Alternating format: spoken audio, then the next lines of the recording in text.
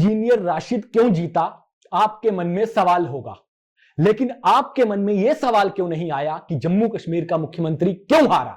जम्मू कश्मीर पर लंबे समय तक शासन करने वाली पार्टी का सबसे बड़ा नेता जनता ने क्यों रिजेक्ट कर दिया। आपके मन में यह सवाल भी होगा कि आखिर बीजेपी ने घाटी में अपना उम्मीदवार क्यों नहीं उतारा। आज आपके हर सवाल का जवाब मिलेगा, बस 10 मिनट दे दीजिए। इस बार घाटी में बीजेपी और एनसी का प्रदर्शन सबसे अच्छा रहा, लेकिन जनता का प्रदर्शन उनसे भी अच्छा रहा। जम्मू कश्मीर की जनता ने केंद्र को मैसेज दिया, जम्मू कश्मीर की जनता ने एनसी और पीडीपी को भी मैसेज दिया। दरअसल जम्मू कश्मीर में इंजीनियर राशिद नहीं जीता, वो तो जनता सिर्फ उमर अब्दुल्ला को हराना चाहती थी। जम्मू कश्मीर की जनता जम्मू कश्मीर के नेताओं से तंग आ चुकी है। कश्मीर एनसी पीडीपी से दुखी है, लेकिन बेचारों के पास कोई विकल्प नहीं है, तो क्या करें। सबक सिखाने के लिए इसलिए धुरंधरों को ही हरा दिया। और जम्मू के लोग बीजेपी से तंग हैं, क्योंकि ना बीजेपी के नेता जनता के काम करते हैं, ना एनसीपीडीपी के नेता। लेकिन जम्मू में मोदी के नाम पर किसी तरह बीजेपी नेताओं ने अपनी सीट बचा ली। मार्जिन पिछली बार से आधा हो गया और अगली बार यही हालत रही तो हार निश्चित है। जम्मू में बीजेपी की दुर्दशा क्यों हो रही है, इस पर अलग से वीडियो बनाऊंगा, लेकिन आज बात सिर्फ कश्मीर की। दरअसल कश्मीर में धारा 370 खत्म होने के बाद वहां जनता दो खेमों में बट गई है। एक जो भारत के साथ है, एक जो आजादी के ख्वाब देख रही है। अब हुआ क्या कि इस बार कश्मीर में ऐतिहासिक वोटिंग हो गई। पहले क्या होता था, उमर अब्दुल्ला और महबूबा अपने ही लोगों से वोट डलवाकर, अलगाववादियों से बंद की कॉल करवाकर कुछ वोट लेकर भी जीत जाते थे। जमीन पर कभी जाना होता नहीं था। आम कश्मीरी के काम करना दूर की बात, उनसे कभी मिलते तक नहीं थे। ऊपर से इतने सालों से सत्ता से बाहर हैं, तो पैसा भी नहीं था, समर्थक भी कम हो चुके थे। ऊपर से सरकार ने डिलिमिटेशन और कर दी थी। अब मुद्दे की बात पर आते हैं कि इंजीनियर राशिद क्यों जीता। दरअसल कश्मीर की जनता बहुत समझदार है। उन्हें ना एनसी चाहिए थी ना पीडीपी, उन्हें अपने हित के लिए केंद्र चाहिए। यदि यहां पर इन दोनों पार्टियों में से कोई जीतता तो उसका केंद्र से टकराव रहता। केंद्र सरकार यहां पर फंड नहीं खर्च कर पाती। अगर केंद्र फंड देती तो क्रेडिट पे ये नेता ले जाते। अब इंजीनियर राशिद तो जेल से बाहर आएगा नहीं, और ये जनता को बिल्कुल क्लियर है। और तो छोड़िए, पूर्व मुख्यमंत्री उमर अब्दुल्ला को भी इस बात की जानकारी थी, इल्म था। उन्होंने तो बकायदा जनता से इस बात की अपील भी की थी कि भाई ये बाहर नहीं आने वाला, इसे वोट नहीं देना। और कश्मीर की जनता ने भी केंद्र सरकार का लिटमस टेस्ट लिया है।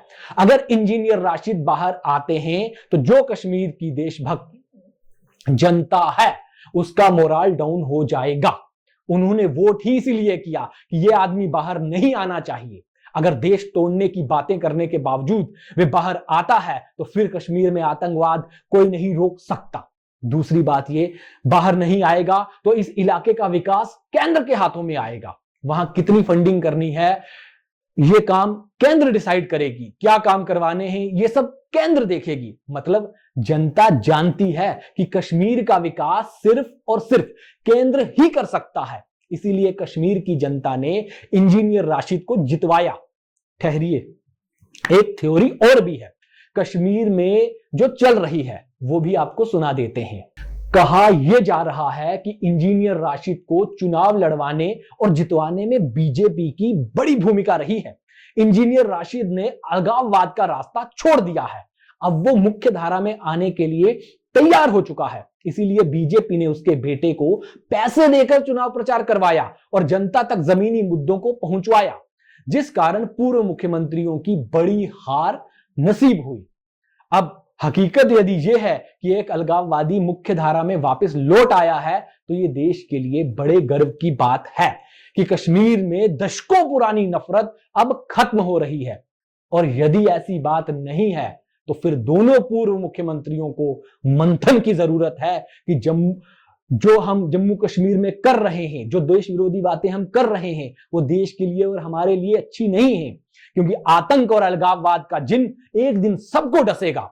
राजनीति में जीत हार लगी रहती है, लेकिन यदि देश विरोधी ताकतों को लोग समर्थन करने लगे, वो कामयाब होने लगे, तो मैसेज क्लियर है, संभल जाओ।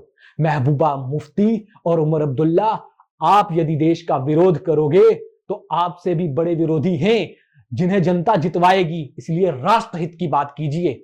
आप राष्ट्रहित की बात करेंगे, जम्मू कश्मीर के लोकल मुद्दों की बात करेंगे, जम्मू कश्मीर के लोगों के विकास की बात करेंगे, तो जनता आपको जरूर जितवाएगी। धारा 370 खत्म होने के बाद जनता ने आपको फिर से रिवाइवल करने के लिए कहा है। आपको हराकर यह संदेश दिया गया है कि मुद्दों की राजनीति कीजिए। और कांग्रेस पार्टी के लिए भी संदेश है कि आप भी मंथन कीजिए। ऊपर से इस बार बीजेपी ने माइंड गेम खेला था। बीजेपी ने घाटी से अपना कोई उम्मीदवार नहीं उतारा। अगर बीजेपी ने घाटी में अपना उम्मीदवार उतारा होता तो उमर अब्दुल्ला की जीत 100% तय थी, क्योंकि फिर उमर अब्दुल्ला की कैंपेनिंग में नरेंद्र मोदी होते और मोदी को टारगेट करने के बाद वो जीत जाते, क्योंकि इस्लाम की दुहाई देकर वो वोट मांगते। यही काम बीजेपी ने महबूबा की सीट पर भी किया। वहां भी बीजेपी अच्छी खासी टक्कर दे सकती थी, लेकिन बीजेपी ने महबूबा मुफ्ती ना जीते इसलिए वहां भी उम्मीदवार नहीं उतारा। हुआ क्या, अब बेचारी महबूबा मोदी को गाली देकर चुनाव भी नहीं जीत सकी। उल्टा उनके खिलाफ एक साधारण से गुर्जर समुदाय के आदमी थे जो उन्हें उतारा, जो 2.5 लाख से ज्यादा वोटों से जीते। जम्मू कश्मीर के हित की बात करने वाले दोनों पूर्व मुख्यमंत्रियों को जनता ने रिजेक्ट कर दिया। आज आपको समझ आ गई होगी कि इंजीनियर राशिद क्यों जीता, क्योंकि जम्मू कश्मीर की समझदार जनता ने एक मैसेज दिया है कि इंजीनियर राशिद इसीलिए जितवाया क्योंकि जम्मू कश्मीर में जो नेता काम नहीं कर रहे हैं उन नेताओं को एक मैसेज क्लियर जाए। तो ठोक बजा के में आज इतना ही। फिर बात करेंगे अगली बार जम्मू कश्मीर के किसी जबरदस्त मुद्दे पर और सियासी हलचल पर। धन्यवाद।